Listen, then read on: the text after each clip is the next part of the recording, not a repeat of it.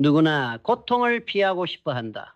고통은 불편하고 두렵고 때로는 우리를 산산이 부술 것처럼 느껴진다. 아침에 눈을 뜨면 느껴지는 묵직한 불안, 끝없이 반복되는 스트레스, 이유 없이 찾아오는 무력감. 우리는 이런 감정들을 외면하려고 애쓴다. 하지만 아이러니하게도 고통을 피하려는 그 순간부터 우리의 삶은 더 깊은 절망의 늪으로 빠져든다. 왜냐하면 고통은 단순히 피해야 할 장애물이 아니라 우리를 성장으로 이끄는 통로이기 때문이다. 고통은 인생이 던지는 가장 강력한 질문이다. 당신은 진짜로 무엇을 원하는가? 라는 무자비하면서도 정직한 질문이다. 이 질문에 진심으로 답할 수 있는 사람만이 인생의 다음 문을 열고 나아갈 수 있다. 고통은 단순한 감정이 아니다. 그것은 신호다. 당신의 삶에서 무언가가 바뀌어야 한다는 경고등이다. 당신이 지금 걷고 있는 길, 당신이 붙잡고 있는 믿음, 당신이 반복하는 행동이 당신을 진짜 원하는 곳으로 데려가지 않는다고 말하는 메시지다. 예를 들어 당신이 매일 아침 일어나기 싫은 직장에 억지로 발을 끌며 간다면 그 불쾌감은 단순한 월요병이 아니다. 그것은 당신의 삶이 당신의 가치와 맞지 않는다는 신호다. 당신이 진정으로 원하는 삶과 현재의 삶 사이의 간극을 보여주는 경고다. 이 신호를 무시하면 고통은 사라지지 않고 점점 더 커진다. 처음에는 작은 불편함으로 시작된다. 아침마다 느끼는 피로, 반복되는 짜증, 이유 없는 불안. 하지만 그것을 외면하면 그 불편함은 만성적인 우울로 삶의 의미를 잃어버리는 절망으로 커진다. 그렇다면 어떻게 해야 할까? 답은 간단하지만 쉽지 않다. 고통을 정면으로 마주하라. 지금 이 순간 당신을 찌르고 있는 불편함을 외면하지 말고 눈을 부릅뜨고 바라보라. 불안, 후회, 분노, 무력감, 그 모든 감정이 당신 안에 있다는 것을 인정하는 순간 당신은 변화의 출발선에 선다. 대부분의 사람들은 고통을 부정하며 그 자리에서 맴돈다. 술로 덮고 끝없는 유튜브 영상으로 도망치고 핑계로 무기력해진다. 세상을 탓하고 운명을 저주하며 결국 스스로를 갉아먹는다. 하지만 진실은 변하지 않는다. 고통은 당신을 깨우기 위해 찾아왔다.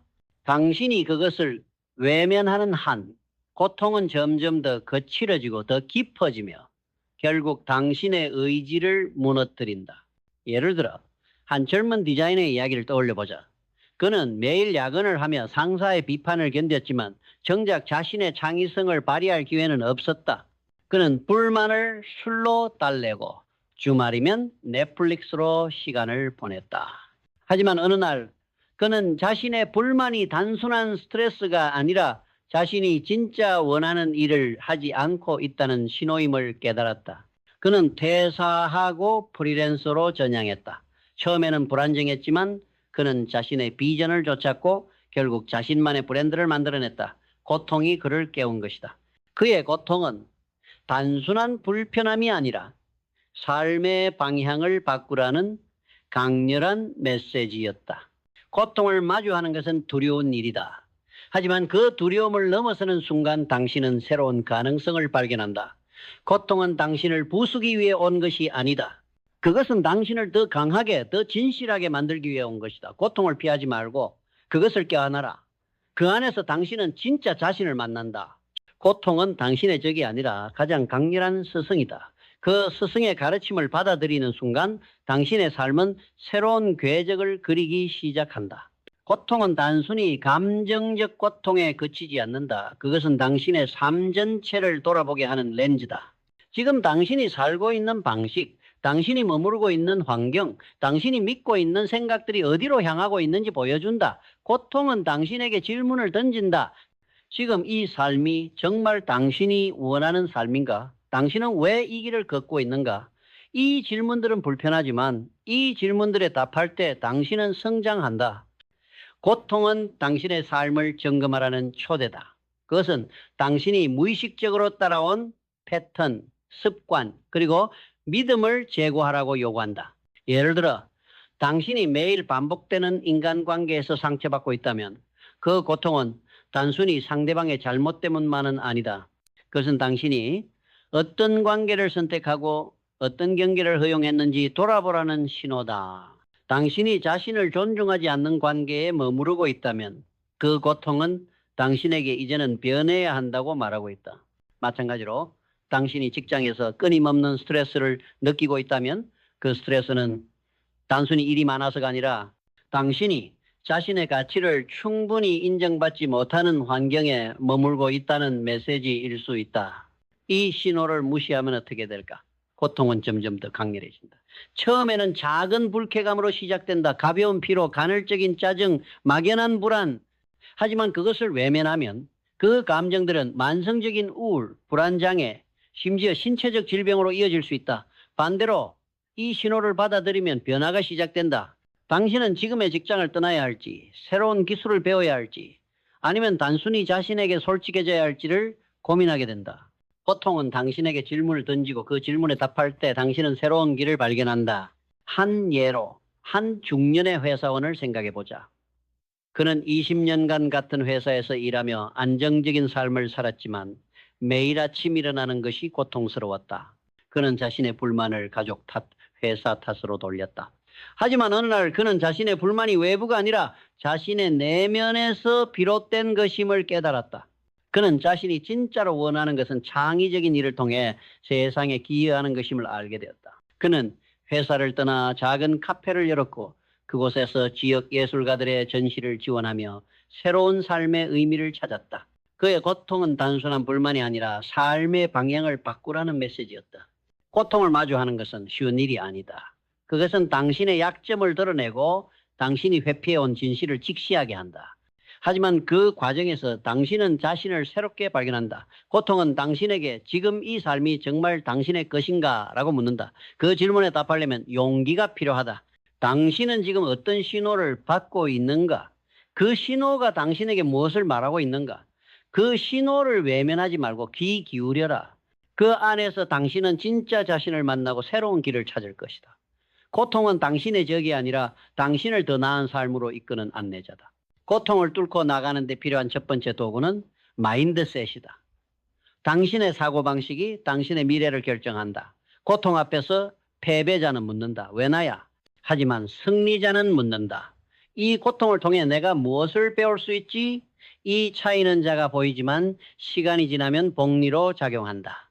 같은 사건 앞에서도 어떤 사람은 무너지고 어떤 사람은 비상한다. 그 차이는 어디서 오는가? 바로 마인드셋이다. 긍정적인 마인드셋은 단순히 좋게 생각하자는 얄팍한 말이 아니다. 그것은 매일의 훈련이고 전쟁이다. 의심, 두려움, 외부의 잡음과 싸우며 자신의 중심을 지키는 훈련이다. 예를 들어 새벽 5시에 일어나 운동을 하기로 결심했다고 하자.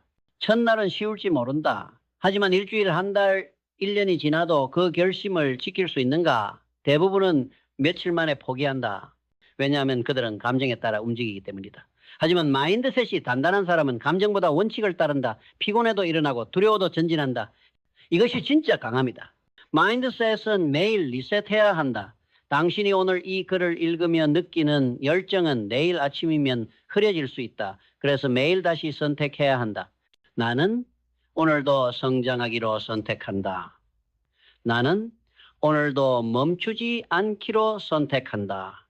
이 작은 선택들이 쌓여 당신의 운명을 바꾼다. 예를 들어 토마스 에디슨은 전구를 발명하기 위해 수천 번 실패했지만 그는 실패를 성공하지 않는 방법을 배운 기회라고 불렀다. 그의 마인드셋이 그를 위대한 발명가로 만들었다. 마인드셋을 바꾸는 구체적인 방법은 무엇일까? 첫째, 자기 대화를 점검하라. 당신은 자신에게 어떤 말을 하고 있는가? 나는 할 수 없어 라는 말 대신 나는 할 수 있다라고 말하라. 이 작은 변화가 당신의 행동을 바꾼다. 둘째, 작은 성공을 축적하라. 매일 작은 목표를 세우고 그것을 달성하라. 예를 들어 매일 10분 책을 읽거나 5분 명상을 하라. 이 작은 성공들이 당신의 자신감을 키운다. 셋째, 부정적인 환경을 멀리하라. 당신을 끌어내리는 사람들, 부정적인 뉴스, 끝없는 소셜미디어는 당신의 마인드셋을 약화시킨다. 대신 영감을 주는 책, 사람, 환경에 둘러싸여라. 마인드셋은 당신의 삶을 바꾸는 첫걸음이다. 그것은 당신이 고통을 어떻게 바라보고 어떻게 대응할지를 결정한다. 당신이 고통을 피해로 보는지 성장의 기회로 보는지 그 차이가 당신의 미래를 만든다. 지금 이 순간 당신은 어떤 마인드셋을 선택할 것인가? 그 선택이 당신의 운명을 결정한다. 마인드셋을 지탱하는 두 번째 힘은 신념이다. 나폴레온 힐은 말했다. 당신이 마음속으로 믿을 수 있다면 그것을 현실로 만들 수 있다. 이 말은 단순한 동기부여 문구가 아니다. 신념은 당신이 보이지 않는 것을 향해 움직이게 하는 힘이다. 세상은 당신이 믿는 만큼만 당신을 대한다. 당신이 자신을 하찮게 여기면 세상도 당신을 하찮게 본다. 하지만 당신이 자신을 위대하다고 믿으면 세상은 결국 그 믿음에 굴복한다. 신념은 증거가 없어도 유지된다. 예를 들어 J.K. 롤링은 해리포터 시리즈를 쓰기 전 가난과 거절 속에서 살았다. 출판사들은 그녀의 원고를 거듭 거절했지만 그녀는 자신의 이야기가 세상을 바꿀 수 있다고 믿었다. 그 신념이 그녀를 계속 쓰게 했고 결국 전 세계적인 성공을 이끌어냈다. 당신도 마찬가지다. 실패와 조롱 속에서도 당신이 믿음을 놓지 않는다면 당신은 이미 승자다. 신념은 행동으로 이어진다. 당신이 나는 할 수 있다고 믿으면 당신은 그 믿음을 증명하기 위해 움직인다. 반대로 나는 실패할 거야 라고 믿으면 그 믿음 역시 현실이 된다. 그러니 당신의 신념을 점검하라. 당신은 지금 무엇을 믿고 있는가? 그 믿음이 당신을 어디로 데려가고 있는가? 만약 그 방향이 당신이 원하는 것이 아니라면 지금 믿음을 바꾸라. 그것이 변화의 첫걸음이다. 신념을 키우는 방법은 무엇일까? 첫째, 당신의 비전을 시각화하라. 매일 아침 당신이 원하는 미래를 생생하게 그려보라. 그 이미지가 당신의 신념을 강화한다. 둘째, 작은 성공을 축적하라. 작은 목표를 달성하며 나는 할 수 있다는 증거를 쌓아가라. 셋째, 영감을 주는 사람들과 함께하라. 당신의 신념을 북돋아주는 사람들, 당신의 꿈을 응원하는 사람들과 시간을 보내라. 그들의 에너지가 당신의 신념을 단단하게 만든다. 신념은 당신이 어둠 속에서도 앞으로 나아가게 하는 불빛이다. 아무것도 보이지 않을 때, 아무도 당신을 믿어주지 않을 때 오직 당신의 신념만이 당신을 지탱한다. 지금 이 순간 당신은 무엇을 믿고 있는가? 그 믿음이 당신을 어디로 데려갈 것인가? 신념만으로는 충분하지 않다. 그것이 힘을 발휘하려면 방향이 필요하다. 그것이 바로 명확성이다. 당신은 지금 무엇을 원하는가? 돈, 명예, 자유 아니면 단순히 고통에서 벗어나는 것. 이 질문은 간단하지만 대답은 어렵다. 왜냐하면 우리는 평생 남이 정해준 목표를 쫓아왔기 때문이다. 부모가 원하는 직업, 사회가 인정하는 스펙, 주변의 부러움을 사는 라이프 스타일. 정작 나는 어디에 있는가? 명확성을 찾으려면 침묵 속으로 들어가야 한다. 세상의 소음을 끄고 자신의 내면을 들여다봐야 한다. 예를 들어 명상이나 저널링 같은 도구를 사용해보자. 매일 10분 당신이 진짜 원하는 것을 적어보라. 처음에는 막연할 수 있다. 하지만 계속하다 보면 작은 목소리가 들리기 시작한다. 그 목소리가 당신의 비전이 된다. 비전은 당신의 삶을 가로지르는 지도다. 그것 없이는 당신은 표류한다. 바쁘게 움직이지만 어디로 가는지 모른다. 비전이 생기면은 삶이 단단해진다. 고통이 와도 흔들림이 줄어든다. 왜냐하면 당신은 알고 있기 때문이다. 이 고통은 과정일 뿐이라는 것을. 당신은 목적지를 향해 가고 있다는 것을. 예를 들어 앨런 머스크는 화성을 인류의 거주지로 만들겠다는 비전을 가지고 있었다. 수많은 실패와 비판에도 불구하고 그는 그 비전을 놓지 않았다. 그의 비전은 그를 버티게 했고 스페이스X라는 기적을 만들어냈다. 당신의 비전도 마찬가지다. 그것은 당신만의 북극성이다. 그 방향으로 모든 에너지를 쏟아라. 명확성을 찾는 구체적인 방법은 무엇일까? 첫째, 당신의 가치를 정의하라. 무엇이 당신에게 가장 중요한가? 자유, 창의성, 가족, 기업. 그 가치를 기준으로 목표를 세워라. 둘째, 장기적인 비전을 설정하라. 5년 후, 10년 후, 당신은 어디에 있고 싶은가? 그 비전을 구체적으로 그려라.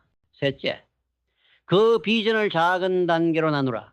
거대한 목표는 압도적일 수 있다. 하지만 그것을 매일 할 수 있는 작은 행동으로 나누면 당신은 꾸준히 나아갈 수 있다. 명확성은 당신의 삶의 방향을 준다. 그것은 당신이 고통 속에서도 흔들리지 않게 한다. 지금 이 순간 당신은 무엇을 원하는가? 그 답을 찾는 것이 당신의 첫걸음이다. 비전의 방향이라면 목적은 그 방향을 계속 가게 하는 불꽃이다. 당신은 왜 사는가? 이 질문 앞에서 고개를 돌리지 마라. 이 질문에 답할 수 있는 사람만이 진짜로 살아있다. 돈을 벌기 위해, 가족을 먹여 살리기 위해, 그것은 의무일 뿐 목적이 아니다. 의무로 사는 삶은 결국 지친다. 하지만 목적을 가진 삶은 다르다. 목적은 당신이 침대에서 일어나게 하는 이유, 싸우게 하는 이유, 포기하지 않게 하는 이유다. 목적은 거창할 필요 없다. 누군가에게 영감을 주는 것, 세상의 작은 변화를 만드는 것, 자신을 매일 조금씩 더 나은 사람으로 만드는 것, 그것이 목적이다. 예를 들어 한 교사는 자신의 학생들이 자신감을 찾도록 돕는 것을 목적으로 삼았다. 그는 매일 학생들에게 작은 격려를 건넸고 그들의 삶의 변화를 만들었다. 그의 목적은 그를 매일 일어나게 했고 그의 삶에 의미를 부여했다. 목적이 선명해질수록 당신은 규율을 가지게 된다. 규율은 자기와의 약속을 지키는 힘이다. 성공한 사람과 실패한 사람을 가르는 기준은 지능이나 재능이 아니다. 자신과의 약속을 지킬 수 있느냐의 싸움이다. 새벽에 일어나기로 한 약속, 매일 책 한 챕터를 읽겠다는 약속, 그 작은 약속들을 누가 더 오래 지키는가? 거기서 승패가 갈린다. 목적을 찾는 방법은 무엇일까? 첫째, 당신의 열정을 탐구하라. 무엇이 당신의 가슴을 뛰게 하는가? 어떤 일을 할 때 시간이 사라지는 듯한 느낌을 받는가? 그 열정이 당신의 목적을 드러낸다. 둘째, 세상에 기여할 방법을 고민하라. 당신의 재능과 열정이 세상에 어떤 가치를 줄 수 있는가? 셋째, 작은 행동으로 시작하라. 목적은 거대한 선언이 아니라 매일의 작은 실천에서 발견된다. 목적은 당신의 삶에 불꽃을 지핀다. 그것은 당신이 고통 속에서도 포기하지 않게 한다. 지금 이 순간 당신은 왜 사는가? 그 답을 찾는 것이 당신의 삶을 바꾼다. 목적과 규율이 있어도 행동이 없으면 아무 소용없다. 당신은 지금까지 얼마나 많은 계획을 세웠는가? 얼마나 많은 노트를 적었는가? 하지만 행동하지 않으면 그것은 아무것도 아니다. 생각은 0이고 행동은 1이다. 0이 아무리 많아도 여전히 0이다. 하지만 1이 있으면 그건 시작이다. 그리고 인생은 시작한 자에게만 문을 연다. 완벽한 준비를 기다리지 마라. 완벽한 타이밍은 오지 않는다. 당신이 움직여야 그 순간이 완벽해진다. 예를 들어 유명한 유튜버들은 처음부터 완벽한 장비나 기술을 갖추지 않았다. 그들은 그냥 시작했다. 카메라 앞에서 어색하게 말하며 서툰 편집으로 영상을 올렸다. 하지만 그들은 계속했고 점점 나아졌다. 행동이 그들을 성공으로 이끌었다. 행동은 작은 것부터 시작해도 된다. 매일 10분 책 읽기, 5분 명상, 1km 달리기. 작은 행동들이 쌓여 큰 변화를 만든다. 중요한 건 시작이다. 지금 이 순간 당신이 할 수 있는 가장 작은 행동은 무엇인가? 그것을 하라. 그리고 내일 또 하라. 그 반복이 당신을 새로운 당신으로 만든다. 행동력을 키우는 방법은 무엇일까? 첫째, 목표를 작게 시작하라. 거대한 목표는 압도적일 수 있다. 하지만 작은 목표는 쉽게 시작할 수 있다. 둘째, 환경을 조성하라. 운동화를 현관에 놓아두거나 책을 책상에 올려 놓아라. 환경이 행동을 유도한다. 셋째, 책임을 만들라. 친구에게 당신의 목표를 공유하거나 공개적으로 선언하라. 책임감이 당신을 움직이게 한다. 행동은 당신의 운명을 연다. 지금 이 순간 당신이 할 수 있는 한 가지 행동은 무엇인가? 그 행동을 하라. 그것이 당신의 삶을 바꾸는 시작이다. 행동을 지속하게 하는 에너지는 감사다. 감사는 약한 감정이 아니다. 그것은 삶의 근원적인 힘이다. 가진 것에 감사하는 자만이 더 큰 것을 받을 수 있다. 부족함에만 집중하면 늘 결핍 속에 산다. 하지만 작은 것에도 감사하면 당신은 풍요 속에 산다. 같은 하루, 같은 상황, 다른 느낌. 그 차이를 만드는 것이 감사다. 예를 들어 매일 아침 당신이 마시는 커피 한 잔, 당신이 숨쉬는 공기, 당신이 사랑하는 사람들의 미소, 이 모든 것이 감사할 이유다. 감사는 당신을 현재에 붙잡아둔다. 미래의 불안도 과거의 후회도 감사 앞에서는 힘을 잃는다. 감사는 마음을 정화하고 그 정화된 마음이 다시 행동을 일으킨다. 이 선순환이 당신을 무너지지 않게 한다. 감사를 실천하는 방법은 무엇일까? 첫째, 감사 일기를 써라. 매일 밤 그날 감사했던 3가지를 적어보라. 작은 것이라도 괜찮다. 둘째, 감사하는 습관을 만들어라. 식사 전, 잠들기 전 감사하는 순간을 의식적으로 만들어라. 셋째, 다른 사람에게 감사를 표현하라. 가족, 친구, 동료에게 그들의 존재에 감사한다고 말하라. 그 작은 행동이 당신의 마음을 바꾼다. 감사는 당신의 삶에 에너지를 불어넣는다. 그것은 당신이 고통 속에서도 희망을 찾게 한다. 지금 이 순간 당신은 무엇에 감사하는가? 그 감사를 느끼는 것이 당신의 삶을 바꾼다. 세상은 예측 불가능하다. 아무리 철저히 계획해도 인생은 그 위에 비를 뿌린다. 일이 틀어지고 사람들이 배신하고 상황이 무너진다. 그때 필요한 건 유연함이다. 강한 나무는 바람에 부러지지만 부드러운 풀은 휘어지며 살아남는다. 유연함은 단념이 아니다. 더 멀리 가기 위한 전환이다. 예를 들어 한 기업가는 자신의 회사가 파산 직전에 몰렸을 때 새로운 사업 모델로 전환했다. 그는 기존의 계획에 집착하지 않고 시장의 변화를 받아들였다. 그 유연함이 그의 회사를 살렸고 더 큰 성공으로 이끌었다. 당신도 마찬가지다. 직선이 막히면 곡선을 그려라. 목표가 잘못되었음을 알게 되면 방향을 고쳐라. 자존심이 아니라 생존과 승리를 위해 유연함을 키우는 방법은 무엇일까? 첫째, 실패를 받아들여라. 실패는 끝이 아니라 새로운 시작이다. 둘째, 다양한 관점을 탐구하라.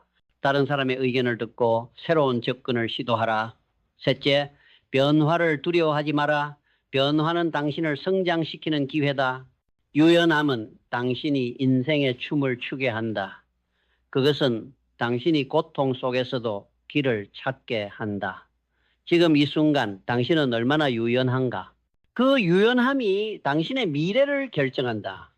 유연함이 있어도 때로는 무너질 때가 온다. 모든 게 의미 없어 보이고 그동안 쌓아온 것이 허무하게 느껴진다. 그때 필요한 건 회복력이다. 모든 위대한 사람들은 무너진 경험이 있다. 하지만 그들은 거기서 끝나지 않았다. 다시 일어났고 더 강해졌다. 실패는 종점이 아니라 정비소다. 그곳에서 우리는 고치고 연료를 채우고 다시 출발한다. 예를 들어 마블 코믹스는 한때 파산 위기에 처했지만 그들은 새로운 전략으로 돌아왔다. 마블 시네마틱 유니버스를 통해 그들은 다시 일어섰고 세계적인 성공을 거뒀다. 당신도 마찬가지다. 당신은 무너지지 않는다. 잠시 멈췄을 뿐이다. 숨을 고르고 다시 뛰기 위한 준비 중이다. 한 걸음이라도 좋다. 그 한 걸음이 기적을 만든다. 회복력을 키우는 방법은 무엇일까? 첫째, 자신을 용서하라. 실패는 당신의 가치를 정의하지 않는다. 둘째, 지원 시스템을 만들어라. 당신을 지지하는 가족, 친구, 멘토와 함께하라. 셋째, 작은 성공을 축하하라. 작은 진전도 당신의 회복력을 키운다. 회복력은 당신이 고통 속에서도 다시 일어나게 한다. 지금 이 순간 당신은 어떤 실패를 딛고 일어설 것인가? 그 한 걸음이 당신의 운명을 바꾼다. 이 모든 여정의 중심에는 배움이 있다. 당신이 겪은 모든 고통, 모든 시련, 모든 기쁨과 승리는 당신을 가르친다. 배움을 멈추는 순간 성장은 끝난다. 인생은 끝없는 학교다. 매일이 수업이고 모든 만남이 교과서다. 실패로부터, 사람들로부터, 오늘 하루로부터 무엇을 배우고 있는가? 배움은 겸손함을 요구한다. 이미 다 안다고 생각하는 자는 멈춘 자다. 하지만 모른다는 것을 인정하는 자는 언제나 한 발 더 나아간다. 예를 들어 소크라테스는 내가 아는 것은 내가 아무것도 모른다는 것뿐이라고 말했다. 그의 겸손함이 그를 위대한 철학자로 만들었다. 당신도 마찬가지다.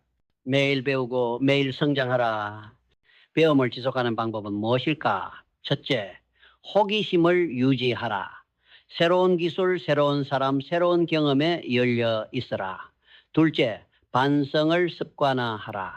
매일 밤 그날 무엇을 배웠는지 적어보라.